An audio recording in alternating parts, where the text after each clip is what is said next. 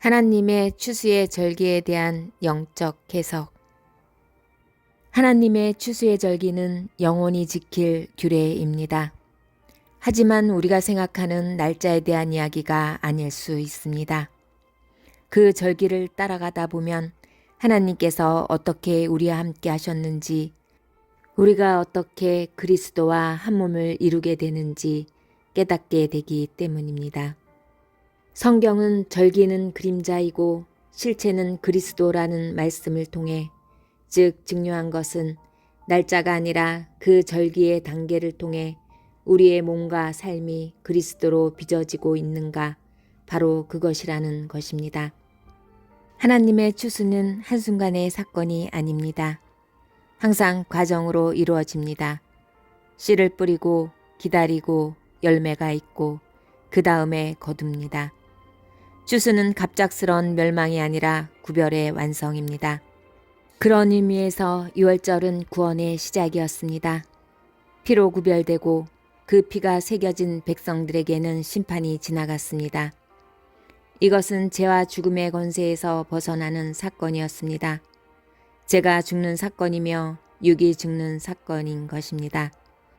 정체성이 바뀌는 순간인 것입니다. 노예에서 하나님의 백성으로 새겨지는 사건인 것입니다. 무교절은 구원받은 사람이 더 이상 옛 방식으로 살지 않겠다고 결단하는 절기입니다.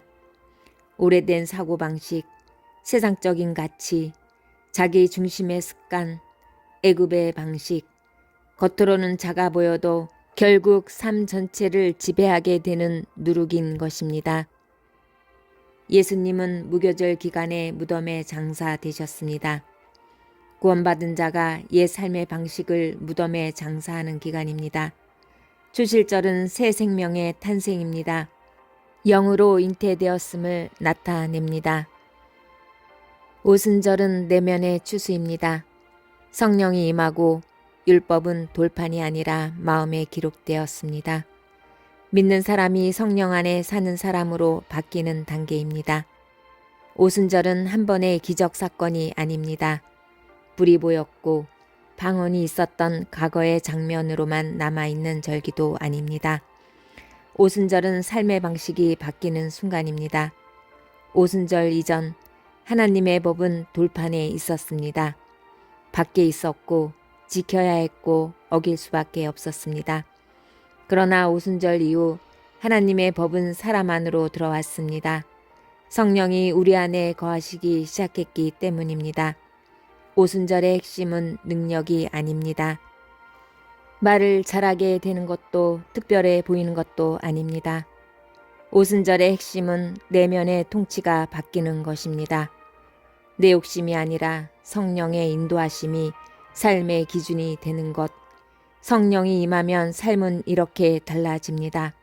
무엇을 할까 보다 왜 하는가를 묻게 됩니다. 얼마를 가질까 보다 무엇에 의지하고 있는가를 점검하게 됩니다. 오순절 이후의 성도는 더 이상 환경에만 끌려가지 않습니다. 상황이 같아도 반응이 달라집니다. 두려움 대신 분별이 생기고 충동 대신 기다림이 생깁니다. 성령은 문제를 즉시 없애주지 않습니다. 대신 문제를 대하는 사람을 바꾸십니다. 그래서 같은 광야를 걸어도 방향을 잃지 않습니다. 오순절 이후의 삶은 완벽해지는 삶이 아닙니다. 여전히 넘어지고 여전히 연약합니다. 그러나 혼자가 아닙니다. 내 안에서 말씀하시고 깨닫게 하시고 멈추게 하시는 분이 나와 항상 함께 계십니다. 그래서 오순절 신앙은 과시하는 신앙이 아니라 분별하는 신앙입니다. 말씀과 상황 사이에서 어느 길이 생명의 길인지 구별할 수 있는 힘. 오순절은 광야를 끝내는 절기가 아닙니다. 광야를 다르게 걷게 만드는 절기입니다. 하나님과 동행하는 방법을 배우는 절기입니다. 성령이 계시기에 무너지지 않고 성령이 계시기에 끝까지 가는 삶. 오순절은 과거의 시간이 아닙니다. 오늘도 우리 안에서 계속되는 하나님의 역사입니다. 나팔절은 과거의 성들은 붕괴되고 승리를 기념하는 날입니다. 속죄절은 하나님 앞에서 죄와 허물이 내려지고 정결하게 되어 죄와 허물에서 해방된 날입니다. 추실절은 나약한 육신의 장막 안에서 훈련과 연단을 통해 구원을 베푸신 하나님을 기리며 새 예루살렘의 완성을 알리는 절기입니다.